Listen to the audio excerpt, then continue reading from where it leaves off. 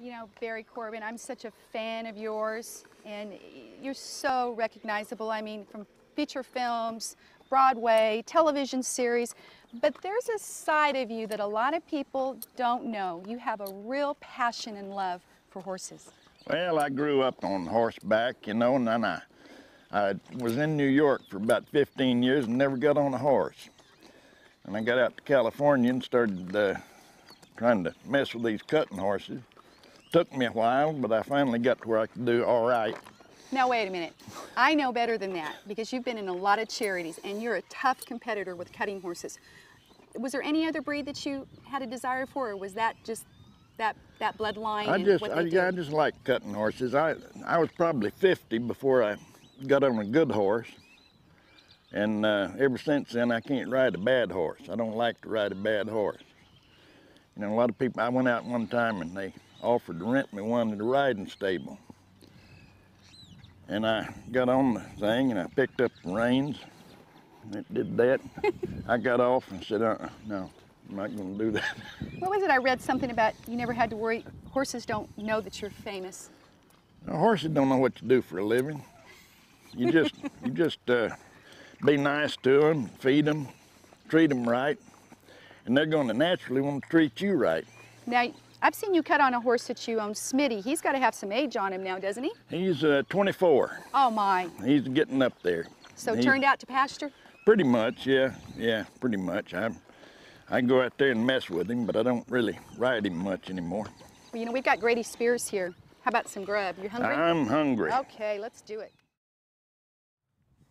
You know, Barry, we both probably can agree, we love horses. Oh, yeah. And when you have them, sometimes things happen. I've been hurt a few times, but you took a spill. Yeah, it's been about, I guess 12 years ago. My cutting horse, we were working inside, and there was a puddle that I didn't see. We were working a calf, and it turned around and went back real fast, and then hit that little damp spot, and his feet went out from under him. He went down so fast that I couldn't turn my foot in. I had my foot turned out. Wow.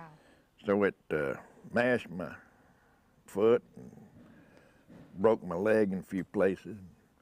They took me to a little emergency clinic. The doctor there x-rayed it and said, well, the only thing I can do is cut it off halfway to the knee. We need to get you to a trauma center. I said, well, call an ambulance and make sure they got morphine. So they did. And I got in there and had a few surgeries. And then the tabloids got news of it and said I'd fallen off my horse. And somebody on the talk show said, did you fall off your horse? I said, no, the horse fell with me. There's a difference. It's real hard if a horse falls not to go with him. You can't sit up in there and wait for him to get up. You know, our family, the Maori Ranch, has a collection, a library of many of the movies that you've starred in, and you have played in hundreds. You know, I think of The Magnificent Seven and Urban Cowboy, and we remember you as Roscoe and Lonesome Dove, and, and the list goes on and on.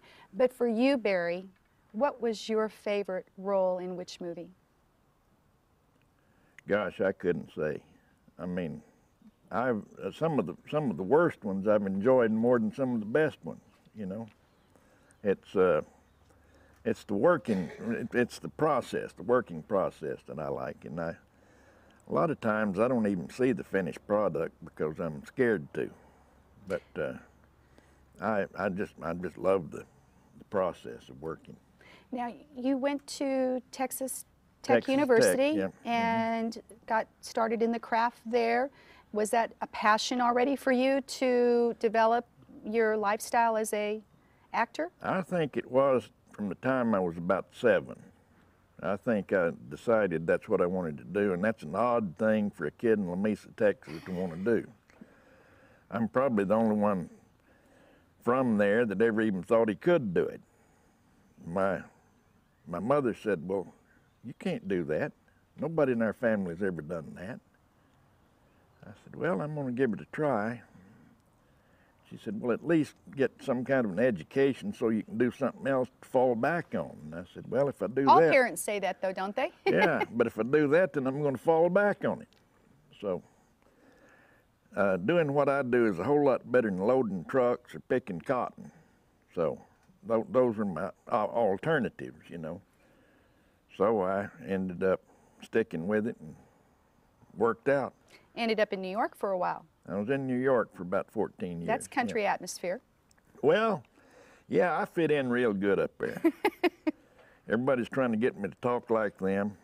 And on stage I would, but off stage, no. Feature films, off-Broadway, either one of the two that you like better than the other? No, it's the same process. The movies pay better, but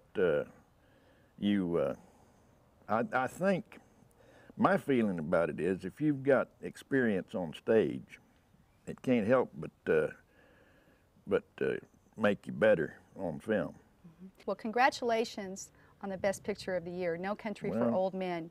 That scene with Tommy Lee Jones and the dialogue had me just, because I wasn't sure where that bad guy was coming from, you know? Well, you can't stop what's coming.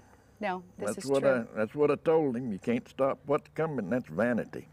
Well, you know, we have this country living with country legends, and Barry, you are truly our country legend. Thank you so much for being with us today. Thank you, Shelley.